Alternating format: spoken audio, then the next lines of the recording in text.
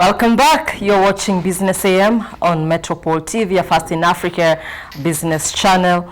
And now let's have a look at what's happening in the economic review scene, where Energy Cabinet Secretary Charles Keter has said removing government levies on electricity will have adverse effects of key government projects. Appearing before the Senate Energy Committee to answer questions, among them a description of taxes and fees that apply to the cost of both pre- and post-paid electricity users, CS Keter says levies on electricity such as rural electrification has done much more good as rural connectivity has grown over the years thanks to the charges. Further, the ministry says even if the levies are lifted, Kenyans will not only feel the relief as the charges are as little as 50 cents. Now, among the levies that were in question include fuel adjustment levy, forex adjustment as well, inflation adjustment, EPRA levy, value-added tax, and water resource management levies. Now, while defending the Kenya Power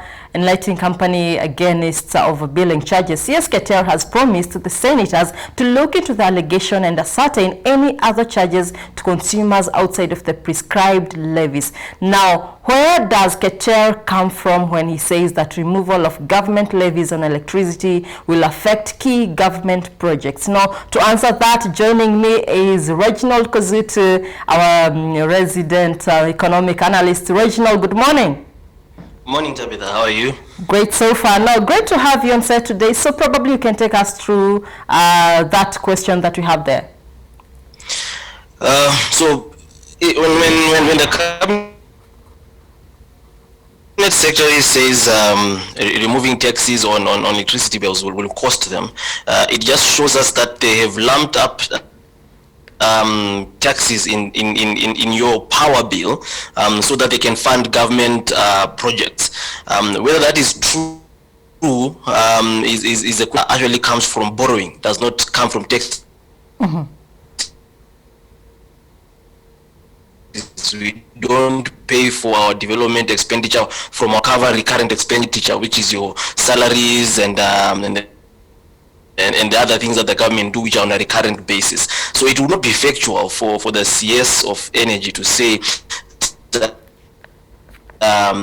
these taxes are false, because our development expenditure comes from debt. If you look at the fiscal policy statement every year, you realize most of the development projects are actually covered by debt or by direct funding from the World Bank or IMF funding those specific projects, and so it is not accurate at all. Mm-hmm. Okay, and besides the CS Keter, saying that, how do you feel then that, how do you feel you as an economic analyst, the removal of government levies on electricity will affect key government projects? What's your opinion on that? I don't think it will affect. Mm-hmm. I think actually keeping the cost of electricity high. Yeah. And for Kenya, it is actually to compete with the electricity in Kenya, for example, for domestic is around 22 cents per kilowatt, compared to your neighbors, Ethiopia and Tanzania, which are around 17 cents a kilowatt. So if you are to try and attract foreign direct investment in terms of setting up factories, you'll find Tanzania and Ethiopia become a better destination. Even Uganda, which is at 16 cents per kilowatt, become a better destination than Kenya. So from an economic perspective, I would rather remove those levies, make the cost of electricity cheaper, so that then you can attract the required foreign direct investment, which has a better diversified economy than for us to try and squeeze out some levies which we all know don't end up where they are supposed to actually go to. Okay, and how do you feel then that, how has the cost of doing business in the country relate to the cost of energy, and how should the balance be met?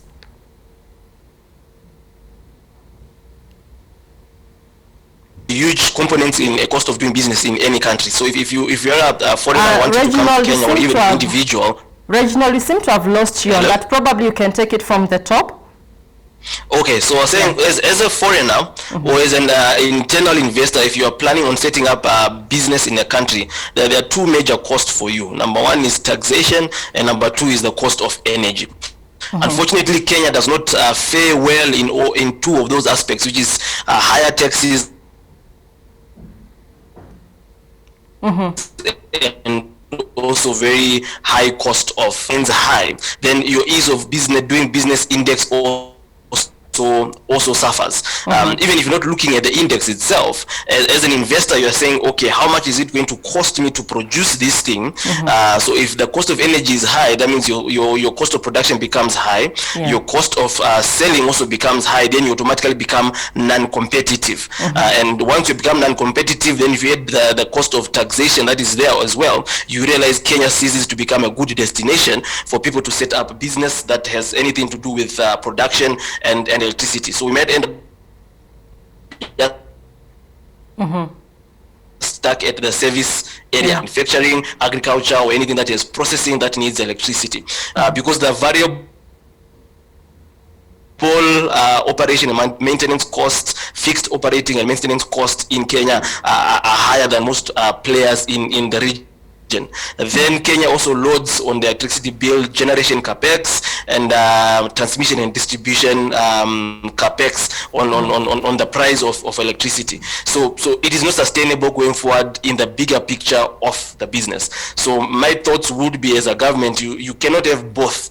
You either choose that we make our cost of energy or our business environment so cheap and easy that we attract FDI, then we grow through the FDI route, or you decide to tax your population to try and grow if you are efficient in using the taxes that you generate. But Kenya has proved that it is not efficient in using the revenue that has been generated.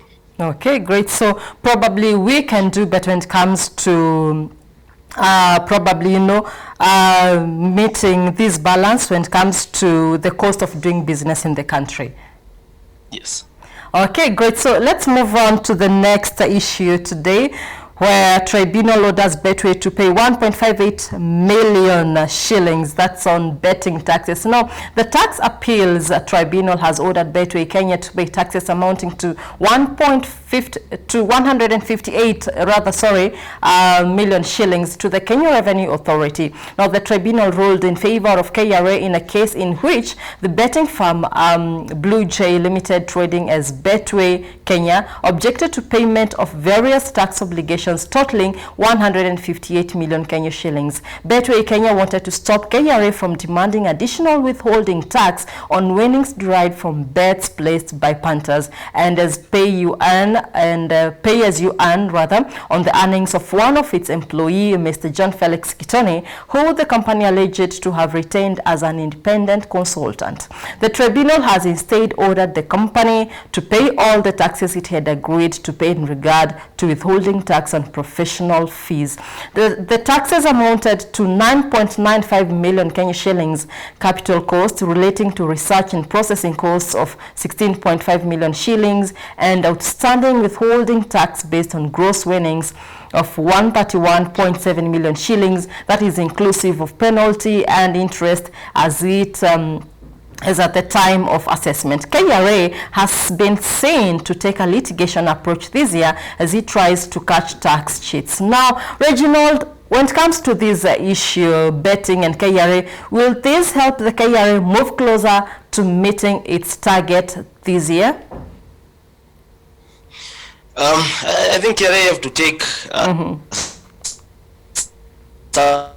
some of these extreme measures. It's in Kenya, it's actually rampant and quite a lot. We already have a narrow tax base, so they cannot afford to even lose from that narrow tax base, and they have been losing for quite a number of years. For a country the size of Kenya and the number of businesses that operate in Kenya, and the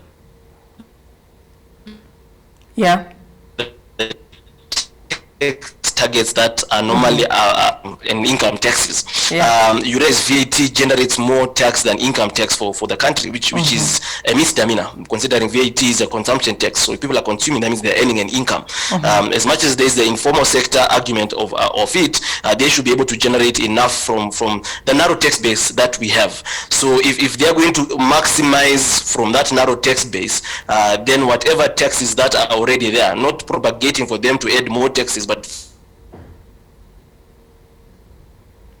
for the taxes that are already there, they need to be able to sub-Saharan Africa. One of the major challenges is inability to collect taxation. The next being the cost of tax administration. So if you realize the cost of running KRA to collect the taxes, sometimes you wonder whether it is actually even makes sense if the tax is going to be so expensive to collect.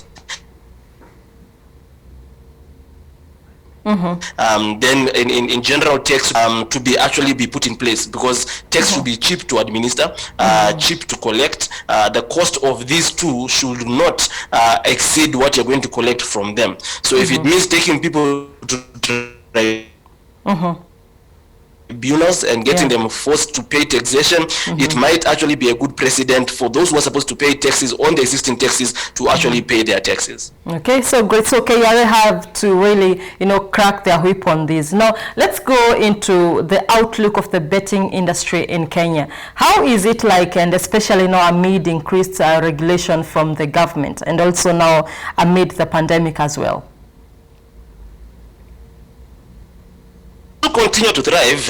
We have get rich quick mentality in many of the young people who don't want to work to make their money, and then we don't blame them, because the government has not created environment for entrepreneurship, has not created jobs for the graduates that we have. And the betting industry, I think the regulation needs to go on how they advertise their betting.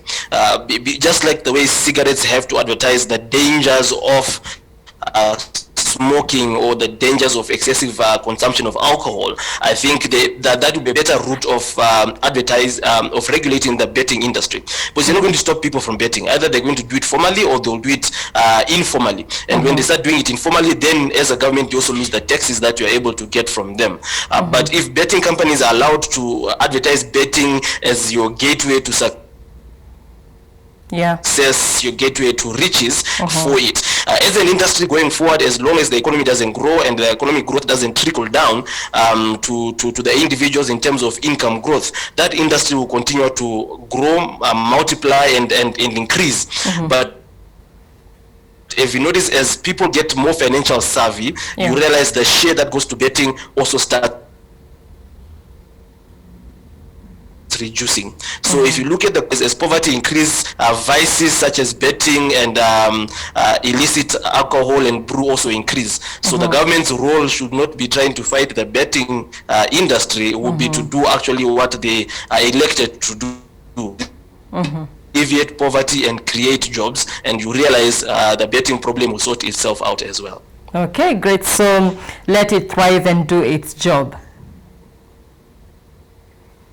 Yes. Yeah. Okay, so Reginald, very quickly as we wrap up on this, your thoughts on today's president's, anticipated, expected speech on reopening. What should we expect? I think that President is in a tight spot. There's pressure to reopen schools. There's pressure to reopen everything. I know he will most probably err on the side of caution. If you look at what is happening globally on the second waves that are hitting Europe and the US, which are seemingly looking more deadlier than the first wave. If you take a look around, people have already thrown caution to the wind. People are no longer wearing masks. Social distancing is pretty much a thing of the past. The matatu sector seems like they're going back to full capacity. The question is then, we might have taken the right measures in locking ourselves down and taking the right measures to try and prevent a huge outbreak. Will we then, by the wind, then create a more deadlier second wave that we will not be able to take care of? If you look at the recent week, the number of deaths have been increasing. Even the context was we are no longer mass testing, we are no longer doing any contact. The results we are getting are more of people who are actually going to get tested of whatever reasons they are. So our curve is flattened is that I think the president will side of caution, though he's in allow schools to open, there's no option than to open everything else. Because if it's safe to go to church, it's not safe for people to go to a bar or people to have their weddings, their hundreds and their thousands. So it's that easy, but definitely we would expect him to ease up more, especially the curfew, and maybe keep the bars closed but remove the curfew, keep the curfew, open the bars. It's a complex situation, really. We'll just have to wait and to see. All right. There you have it. Thank you so much, Reginald Kazutu, economic analyst, and also works with Zamara. Thank you, Reginald. Thank you, Tabitha. Okay, great. There you have it. And now we take a very short break, but when we come back, Simba Elijah Charles Kiege takes on Telcom's CEO Mugo Kibati on an interview where we look at how telecoms, or rather telecom, is shifting from telecoms to technology. Stay tuned. A lot more coming up your way. Good morning.